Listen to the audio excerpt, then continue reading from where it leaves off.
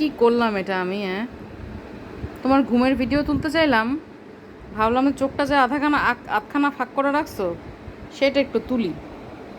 ওমা, উঠেই বসলা, তাহলে কেমনে হবে? হুম, এ যেখানে সেখানে পিপটি করে তুমি যে যে আরাম করে আমার বিছানায় ঘুমাও, ব্যাপারটা একটু ব্যাখ্যা করবা যে মানে এই যে রাজত্বটা পাইছো কোথা থেকে পাইছো বলো? চলেই গেলা, এখন চলেই গেলা সাক্ষাৎকার না দিয়ে। হুম, ম্যাও কেন? কেন ম্যাও কেন? কেন ম্যাও কেন? সাক্ষাৎকার দিবা না? কেন দিবা না বলো?